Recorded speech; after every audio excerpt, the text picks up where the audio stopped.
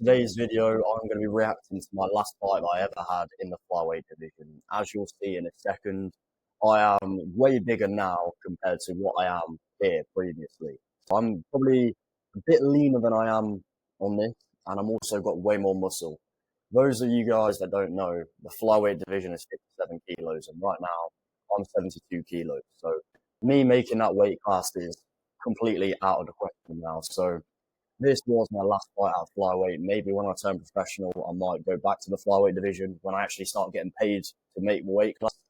But for the time being, I won't be fighting this weight class again. So I am just going to react to my fight. And this is something that I would do in my own spare time anyway. So I just thought I'd film it, make some content out of it.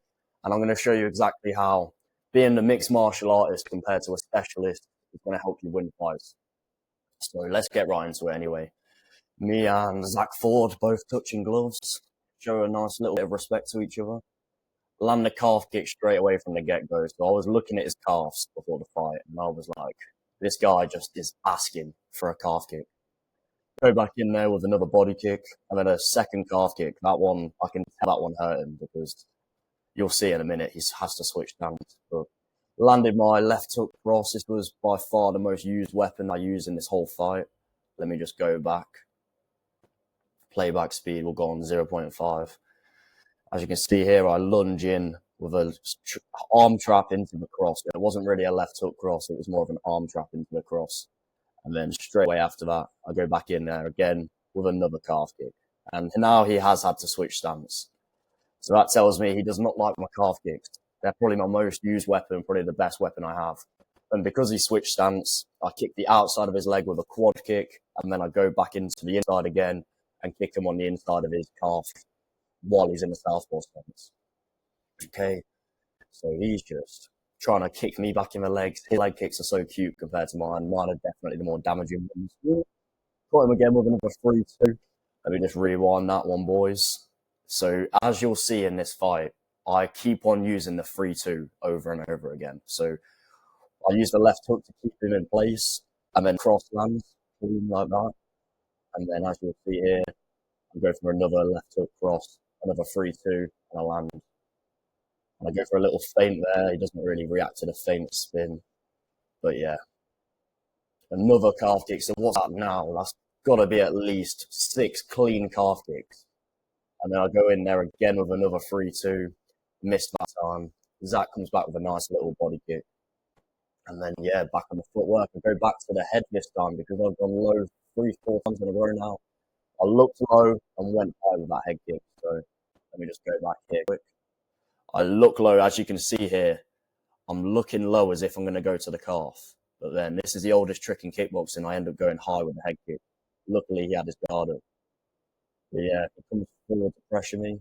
And then just here, I land another 3-2. Let's go show you quick. Another cross lands completely clean for Shea. And then, yeah, he gets back to putting the pressure on me. I've definitely got the striking advantage. It's pretty clear. But I tried another left hook cross, didn't land. That 3-2 is by far one of my favourite combinations. I missed it that time, then I came back upstairs to the right hook, as you can see. So I missed the left hook cross, very vulnerable, and then I stepped through with the right hook to the head afterwards. Didn't land very well, still landed nonetheless. Zach lands a nice little cute calf kick on me. Nothing compared to mine. I come up with a left hook, but he had his guard up. So he throws a kick. I capitalise on him throwing the kick, and I caught it, took him back down, but he had very good fast get-ups. And then I keep him against cage, land a nice little knee to the body, and then his legs were facing the wrong direction, so I shot on the double leg straight away. And because I'm so explosive, I got the takedown without him really being able to defend it. But I'll try and spare the boring details here, boys. I'll skip all of this, but for the rest of the round, I'm against a very good jiu-jitsu artist here. I do not really want him having space away from the cage. I'm purposely keeping him as close to that cage as I can, because for him to submit me, he needs to have some space to shrimp out, right? So I'm basically just being as heavy as I can, trying to make sure I don't get submitted, because I knew I'd win this round. I knew that I was winning this round. So yeah, he can get me in his cute little rubber guard as much as he wants, but you're not going to be able to get any submissions from rubber guard when your upper back and your neck is up against the cage like I have here. So I'm basically just being a wet blanket to him here, to be honest, boys. I'm just laying and praying, to be fair. I'm just trying to solidify the end of this round, really. So I posture up at the last 10-second flat, land a nice little shot, and then as he stands up, I land one more little shot just before the end of the flat. So, yeah, that was the first round. I think we can all agree that that was clearly my round, clearly won that round. And I shall quickly skip all of this, but in my corner for this fight, I had some really good cornermen. So this guy here, Miles, he is one of the best jiu-jitsu practitioners I've ever trained with. He's a year below me, but he's been winning competitions in black belt category since he was 15 years old. This guy has been home trained since he was about 14 years old, and he's an absolutely magnificent jiu-jitsu practitioner. And as you can see, his whole team are 10th planet people. So this guy had a very good jiu-jitsu background. Me and my training partners and my cornermen were drilling all of the different escapes that you can have when you're in their guard. Because I knew I was going to try and take out. I knew that I had to keep on mixing up the martial arts, wrestling, jiu-jitsu, boxing, whatever. And yeah, the rest is history, really. Well, I just can't believe how skinny my arms are. This is me at the flyweight division. I can't believe I used to look like that. This was only a year ago, boys. Only 1 year ago, as you can see. Yeah. Second round. Go for the inside leg kick. He switched stance as I did it. Went for the outside leg kick. That was very nice. So what I did here was, guys, is I used the outside low kick to then retreat after I did it. So I used his quad as a ricochet to go back into my stance, as you can see. So I land the inside leg kick and I do 2 steps back into my orthodox stance. 1, 2. Now that I've done that, I use an arm trap to take the outside foot because me and Zach have both got mirrored foot position here. Those of you guys that don't know, if you have the outside foot on a southpaw, or if the southpaw has the outside foot advantage over you, that means they've got the advantage, hence the word outside foot advantage. So when I take this outside foot, as you'll see, I use an arm trap to disguise it. See how I've just took the outside foot now. Just took the outside foot. And then now that makes all of my rear attacks more powerful. So my right hand, my right low kick, my right body kick, my right head kick. And I go straight in for the right head kick. Okay, he locks it pretty well. I go in for the darting cross, and I knew that he was going to counter with the right hook because it's his lead side attack. So I just darted out the way of it. Threw a little side kick and I catch it. Didn't manage to capitalize it on this occasion. Another inside low kick. He did not like that. Both of his legs are battered at this point. Kick the outside of his other leg and go back in again with another 3-2. So this is one of my favorite combinations, boys. As soon as you see somebody off balance after you've just landed a low kick, they're pretty much defenseless. They can't really do anything. So as soon as you get this reaction here, I land a low kick. He's so off balance, he hasn't got his feet set, so I can explode straight in with a 3-2 while he's not ready. That was by far one of my favorite combos. And you'll see it a lot more going into this fight as well. So yeah, I tried to counter him again with another left hook cross. I definitely threw it a bit too much. I probably should have threw it a lot less when I did. But yeah, I'm aware that I'm winning this round again. I'm winning the trying so far. And then on this occasion, that was a beautiful. So what I do here is, boys, is I throw the body kick. But then as soon as I land the body kick, I use it to throw a Superman cross. So as soon as my body kick landed, I used it to then set up my cross by using my shit as a ricochet off his guard to then land my cross. You'll see exactly what I'm saying now. So I step in, he comes towards me. Hang on. Here it is, sorry. I throw a body kick. As soon as that body kick lands, so I landed that clean, but watch what happens. As my leg is retracting back, I send the cross because he's just put his guard down. He's just blocked a body kick. Look at all of this space here. He's just blocked it, and I'm going to send the same side cross as well straight after it. And whoever's a really good master at doing this is somebody called Superlek is a master at doing this. And so is Taiwan Chai, if you guys watch a lot of you guys watch a lot of ONE FC. But yeah, getting back into it. I was doing a lot of using my long guard quite a lot for this fight as well. As you can see, I'm reaching for his lead hand quite a lot because that means I've cancelled out his ability to use his lead hand. I went for a spinning back fist, I take his back off it. This is why spinning attacks are a little bit risky in MMA because every time you give up your back, you have a chance of them taking you back just like I do now. And that's one of my favourite takedowns.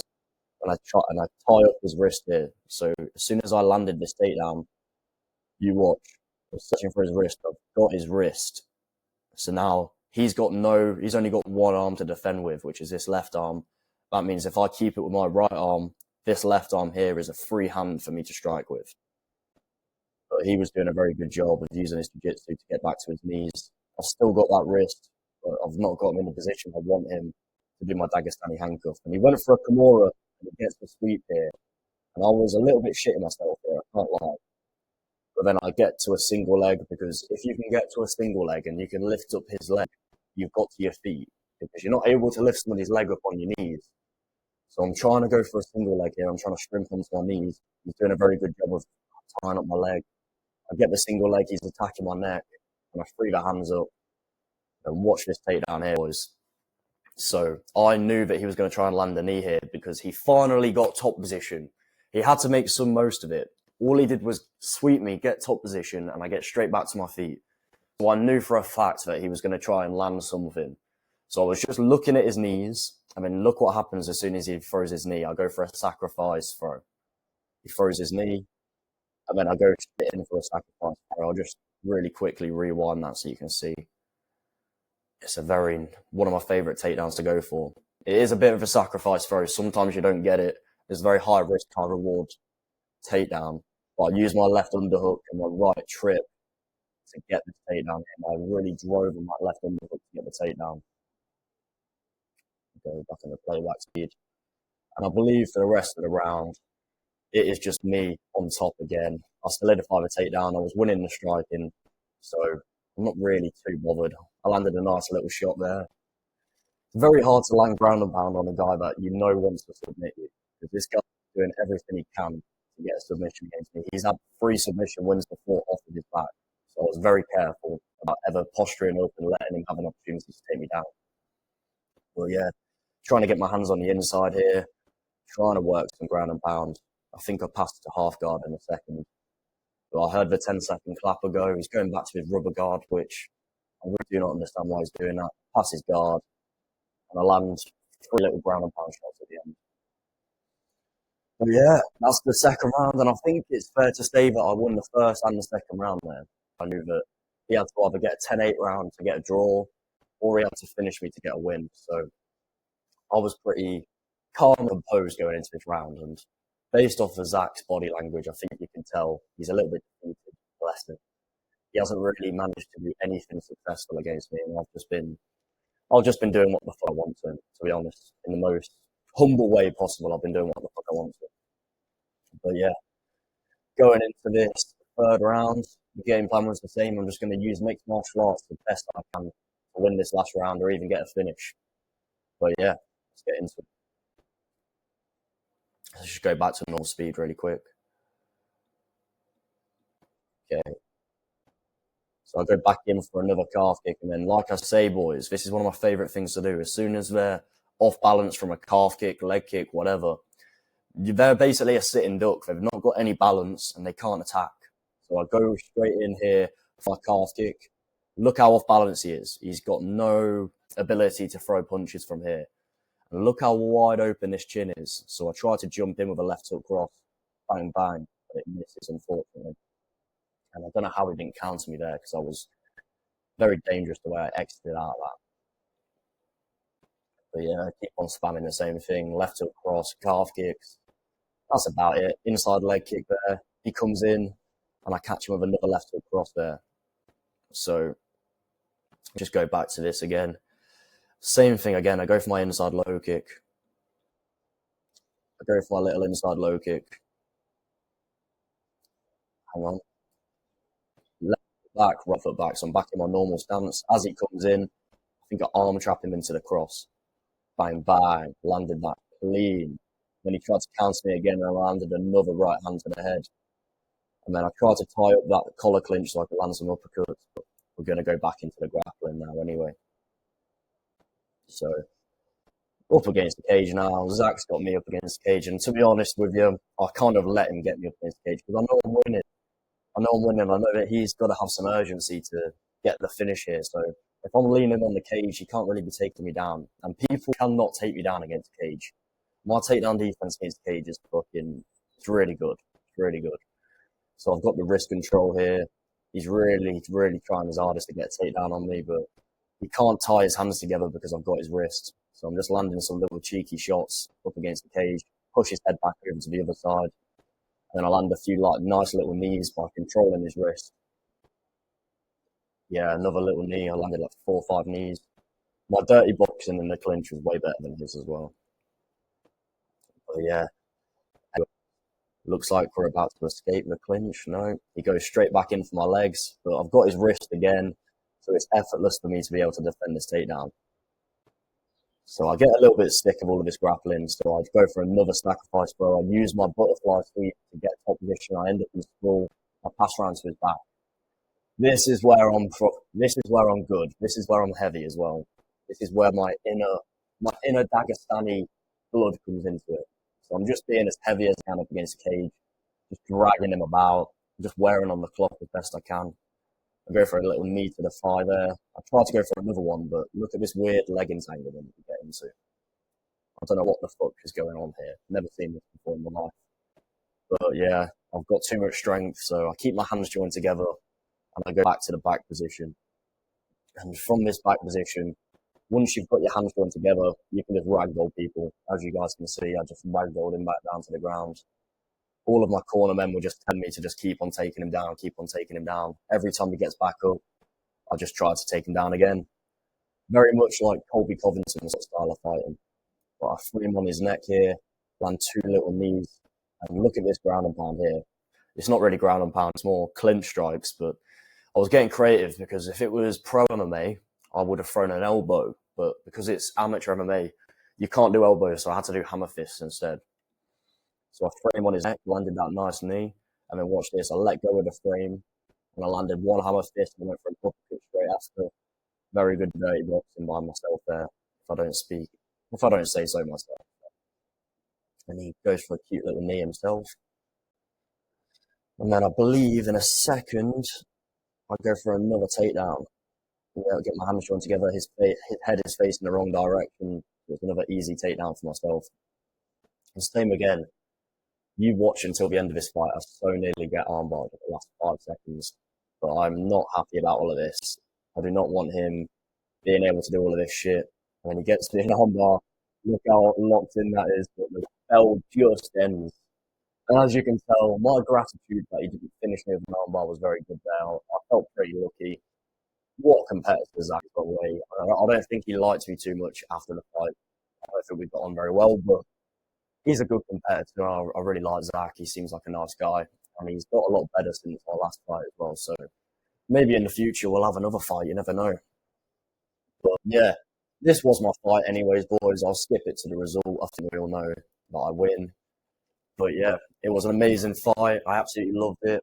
Last fight I'm ever going to have in the flyweight division, but yeah, it was amazing. Now I'm moved up to the 61 kilo weight division, and it's going to be hard for me to even make that weight class.